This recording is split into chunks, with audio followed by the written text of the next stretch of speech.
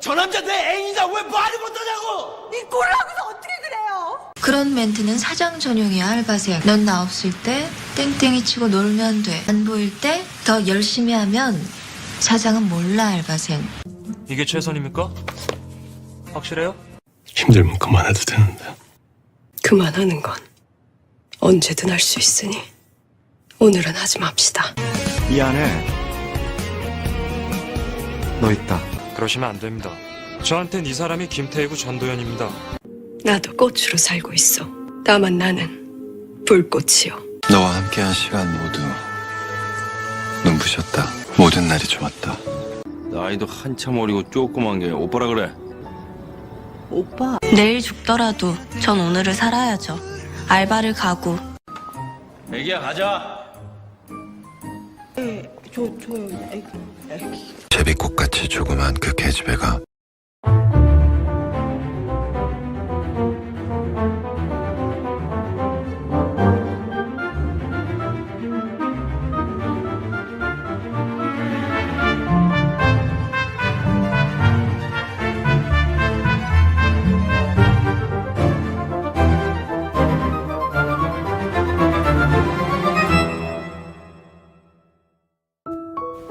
안녕하세요. 한류의 신과 해외 반응을 소개하는 한류클라스TV입니다. 오늘은 일본에서 이렇게 인기가 많은 줄은 몰랐다. 왜 한국 드라마가 전 세계적으로 히트할까란 제목의 일본 기사와 이 기사에 달린 일본 네티즌 반응까지 살펴보겠습니다. 일본 최대 토종 OTT를 꼽자면 예를 들어 우리나라 티빙에 해당하는 일본에는 유넥스트가 있습니다. 이 OTT에서도 K-드라마를 많이 방영하지만 넷플릭스나 디즈니 플러스 같은 글로벌 OTT에서 방영되는 K-컨텐츠들은 올리지 못하기 때문에 틈새 K-드라마를 찾아서 올리고 있습니다. 재밌는 것은 이번에 2025년 유넥스트에서 방영된 K-드라마 중 인기 드라마를 선정했는데 여전히 일본은 20년 전 겨울연가의 감성을 잊지 못하고 대부분 순위는 로맨틱 드라마들이 줄을 이루고 있습니다. 순위를 살펴보면 1위 그놈은 흑역념, 2위 서초동, 3위 열려박씨 계약결혼전, 4위 바니아 오빠들, 5위 나의 완벽한 비서, 6위 마녀, 7위 추나 연애담, 8위 금주를 부탁해, 9위 연인, 10위 착한 여자, 부세미 순입니다. 역시 20년 전과 변함없이 일본에서 로맨틱 드라마의 인기는 여전합니다. 그 인기의 비결을 분석하는 일본 기사를 지금부터 살펴보겠습니다. 20년 전부터 시작되었습니다. 겨울연가의 열정, 자신감 넘치는 제작팀 넷플릭스도 뒷바람일 뿐입니다. 눈도 핀 풍경을 배경으로 남녀의 순수한 사랑을 그린 한국 드라마 겨울연가는 일본에서 한류 호황을 일으켰고 국제 드라마 시장을 열었습니다. 겨울연가가 처음 방송된 지 20년이 지났습니다. 한국 드라마는 일본에 진출해 전 세계적으로 인기를 끌고 있습니다. 그 성공의 궤적을 따라가면 순탄치 않았으며 정체 격동에도 불구하고 계속 도전하고 진화해 왔음을 알 수 있습니다. 2003년 4월 3일 밤 홋카이도 모로란시에 사는 오노히로미는 집에 돌아온 후 우연히 켜본 NHK의 BS 방송에 매료되었습니다. 뭔지 모르겠지만 정말 아름다운 드라마야. 그때 그녀는 일가 아이 양육, 부모님 돌봄으로 바빴고 TV를 거의 보지 않았지만 겨울연가 첫 방송을 본 후 아름다운 이미지와 음악에 매료되었습니다. 다음날 방송을 놓치지 않으려고 매일 신문 TV 섹션을 확인했어요. 나는 이전에 에너지 넘치고 드라마틱한 전개를 가진 한국 영화를 본 적이 있었지만 드라마를 보는 것은 이번이 처음이었습니다. 겨울연가는 부드럽고 서정적이며 배우들도 자연스러운 메이크업을 하고 아름다운 목소리를 가졌습니다. 그런 세계가 있을까 궁금했고 나는 그곳에 반해버렸습니다. 오늘은 단순히 드라마를 보는 것에 만족하지 않고 일본과 한국의 근현대사를 다시 공부하며 이 나라에 대해 더 알고 싶다고 말했고 친구들과 함께 한국어도 공부했습니다. 겨울연가를 통해 그는 세대를 넘어 여러 번 한국을 여행한 친구들을 만났습니다. 겨울연가는 내 삶에 색을 입히고 풍요롭게 했으며 한국 드라마 열기는 지금도 식지 않았습니다. 증거에 따르면 NHK의 외국 드라마는 주로 Only My Love와 ER 이머전시 룸 같은 서양 작품이었으며 아시아 드라마 시리즈 자체가 처음으로 도입되었습니다. 중국, 홍콩, 대만 작품도 고려되었으며 일본 관객에게 익숙한 작품들의 선정이 계속되었습니다. 그중 윤석호 감독의 겨울연가가 연기에서 매우 절제되어 자연 장면을 묘사하는 모습이 아름답고 일본 시청자들도 볼 수 있을 것 같아 그녀가 선택한 이유는 일본 시청자도 볼 수 있을 것 같다는 뜻입니다. 시청률은 한 달 만에 인기 시리즈 2화를 넘어섰고 시청자들로부터 편지가 연이어 도착하기 시작했습니다. 보통은 일주일에 한두 통의 편지가 오지만 1년에 2만 통이 왔고 편지가 담긴 종이판이 쿵 하고 들어왔는데 이례적이었습니다. 편지는 60대 이상으로부터 왔으며 일부는 붓으로 쓴 편지도 있었습니다. 드라마에 대한 인상 외에도 많은 사람들이 전쟁으로 헤어진 첫사랑과 남편과의 관계 등 자신의 추억에 대해 이야기했습니다.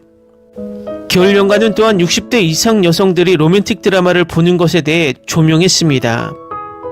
이듬해 2004년 4월 지상파TV에서 방송되면서 전례 없는 호황을 일으켰습니다. 주연 배우 배용준이 표지를 장식한 잡지는 예약 당시 매진되었습니다. 윤사마가 일본에서 온 하네다 공항에는 약 5,000명의 중년과 노인 여성들이 몰려들었습니다. 많은 팬들이 촬영지인 한국 춘천시를 방문했고 이곳은 주요 관광지가 되어 사회적 현상이 되었습니다. 이 기사는 일본 언론들이 기존에 해왔듯이 한류 국제설과 지금 인기 있는 드라마를 나열하며 기사를 이렇게 마무리합니다. 한국 드라마는 시장 변화에 유연하게 대응하면서도 외교와 정치에 집착하며 계속 진화하고 도전해왔습니다. 그들은 로맨스, 서스펜스, 역사극 등 다양한 장르에 도전하며 성별, 사회적 격차, 괴롭힘 등 사회의 어두운 면을 대담하게 파고들어 지지를 얻었습니다. 넷플릭스 이후 애플 TV와 디즈니 플러스 같은 주요 비디오 배급사들이 오리지널 작품의 배급을 시작했습니다. 세계 무대에서 다듬어진 한류 콘텐츠에 앞으로도 계속 주목할 것 같습니다. 다음은 이 기사에 달린 일본 네티즌 반응입니다. 단순히 한국 영화나 드라마가 더 재미있다고 생각합니다. 특히 각본이 좋아요. 그리고 연기자도 연기력이 월등하다는 생각이 들고요. 한국에서 유명해져서 일본판으로 만들어지는 드라마가 많이 있습니다만 꽤 조잡하게 완성되고 있지요. 아마 예산 차이가 아닐까 싶습니다. 도무지 견딜 수 없어서 보다 말았어요. 한국 드라마 각본은 삼류예요. 어린아이들에겐 팔려도 어른에게는 무리입니다. 그래서 일본 외에 한국 드라마도 K-팝도 잘 팔리지 않습니다. 그래서 연말에는 K-팝 탤런트들이 모두 일본으로 돈을 불러오고 있습니다. 그런 한국 드라마에 지고 있는 일본 각본은 오류 정도인가? 이제 한국보단 중국 드라마가 석권 중 배우, 각본, 제작비 모두 일본은 당해낼 수 없다. 정해진 패턴이 많아서 별로인 것도 많지만 가끔 천재다 하고 생각하게 되는 멋진 작품들이 있습니다. 겨울연가 한 번도 본 적이 없어. 원래 한류 관심 없어. 난 서양 드라마가 좋아. 재밌으면 어느 나라 드라마든 상관이 있나. 일본인은 예전부터 서구 백인을 동경하는 건 여전해 보이네. 후지TV 덕분일까? 제 주변을 보면 한류가 붐이라는 실감이 전혀 안 들어요. 한류 콘텐츠의 최대 소비국은 일본으로 전 세계적으로 데이트라는 문구에도 위화감이 있습니다. 자국 전통이었던 홍백에서 아직 일본에서는 데뷔도 하지 않는 K-팝 아이돌이 활보하는 것을 보고 아연 실색하는 것은 내 가족과 내 지인들 뿐일까요? 제일 교포들이 열심히 지지하고 있다는 것이 사실이라고 생각한다. 일부 일본인 젊은이들이 매스컴에 감쪽까지 속아 넘어가긴 했지만 정치 역사에 서툰 일본 주부와 아이들이 한류의 타겟인 것 같습니다. 보통이라면 반일 헤이트국 드라마 같은 건 안 보네요. 이 기사를 읽고 나니까 지금까지 본 적이 없지만 어쩐지 한류 드라마를 한번 보고 싶어지네. 억지야 인기 조작의 오류죠. 부끄러운 놈들이군. 한국 드라마가 가장 뛰어난 점은 시대 변화에 잘 대응할 수 있다는 점이라고 생각합니다. 한국에서는 유명한 드라마는 TVN과 같은 케이블 TV가 많아졌습니다. 한국 정부는 수출 산업의 하나로 한류 드라마와 영화에 막대한 보조금을 지급해 만들고 있어요. 그래서 질 좋은 영화나 드라마를 만들 수 있는 거고요. 어떤 유튜브에서 이렇게 설명하고 있더라고요. 단순히 일본이 바보니까 그래. 국책으로 움직이니 그러겠죠. 거액의 자금을 투입해 선전하게 하니까요. NHK에서 겨울연가를 방송하고 나서부터 NHK는 변해버렸다. 한국만 밀어주는 방송이 가득해졌어. 놀라울 정도로 모두 아줌마 팬뿐. 이제 일본 드라마는 한국에 졌다는 생각이 들어. 리메이크도 한국판이 더 재밌을 정도니까 여러가지 본받지 않으면 안 되지 않을까 싶어. 오래전부터 영화도 드라마도 지고 있어요. 각본, 연기력, 스케일마저도. 예전에 젊었을 때 쉴이라는 한국 영화로 한국을 처음 접했습니다. 그 영화 마지막에 나오는 음악에 반했어요. 겨울연가 붐이 지날 무렵부터 가끔 한류 드라마를 보기 시작했습니다. 10월이라는 영화의 남자 주인공이 마음에 들어 검색해가며 챙겨봤는데 그 사람이 나오는 드라마가 많아서 꽤 봤어요. 그런데 최근에 그 배우의 이름을 제대로 알게 되었는데 오징어 게임 주인공이라 깜짝 놀랐어요. 요즘은 사극에 빠져 온갖 사극물을 다 보고 있습니다. 역시 한국 배우는 키도 크고 몸도 섹시해서 멋있어요. 10월에도 8월의 크리스마스도 저도 굉장히 좋아하는 영화입니다. 시간이 흘러 다시 봐도 멋진 영화예요. 둘 다 2번이나 봤어요. 저와 같은 분이 계셔서 기뻐요. 쉴이 정말 잘 만들어진 영화죠. 저도 그 후에 본 8월의 크리스마스를 통해 한국 영화에 푹 빠졌어요. 일본도 잔이지나 아이돌만 기용하는 캐스팅 방식만 고치면 싸울 수 있다고 봅니다. 확실히 2016년 이후 한국 작품은 퀄리티도 가치도 미국에 뒤지지 않는다. 일본 드라마는 각본, 연기력 모두 차이가 분명해졌지만 한류 드라마도 요즘은 소재가 부족해졌다고 느낍니다. 복수물은 질릴 정도로 있고 리메이크물이 많고 오징어 게임은 카이지를 따라한 것에 가깝잖아요. 일본에 비해 배우 스토리 모두 이겼잖아. 퀄리티 높아. 한류 열풍일 때 민주당 정권이었던 걸 감안하면 뭐 나머지는 잘 생각해 보세요. 실제로 세계에서 별로 인기 없어요. 한국 드라마도 영화도 K-팝도 대부분 일본에서만 팔립니다. 일본 매스컴에 속고 있는 철부지 아이나 주부 등이 많겠지요.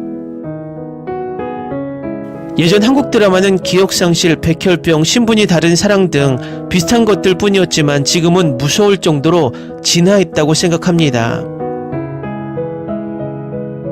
겨울연가도 벌써 20년 전인가? 요즘 10대나 20대들은 모르겠지?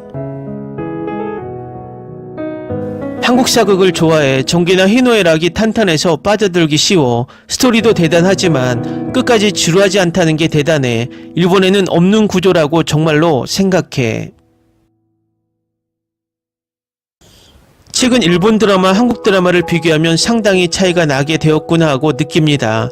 시네마 카메라를 이용해 영화처럼 스타일리시한 영상을 찍는 한국, 예로부터 변함없이 캠코더로 촬영하는 일본, 잃어버린 30년이란 건 이런데도 나오네요.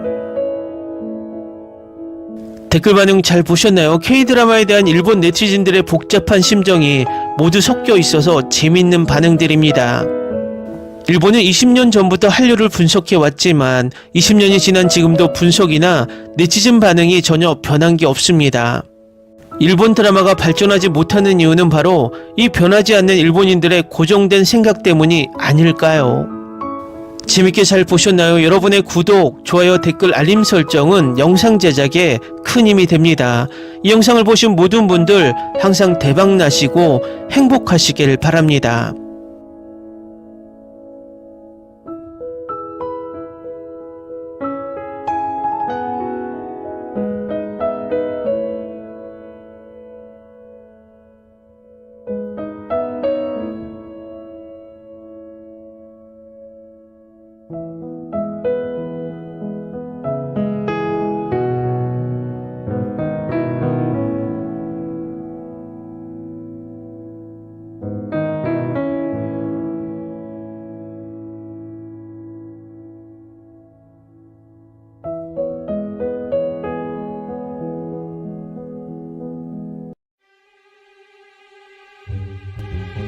te ocurra. Olvida el ganso y los tomates. No hables de las ballenas. No es un acuario. No actúes como tonta, que eras una genio. ¿Sí? No vayas a presumir, a la gente no le gusta eso. Y no digas cosas sin sentido. Y bueno, ¿terminamos? Hasta pronto. Abogada, tengo mucha curiosidad por conocerla.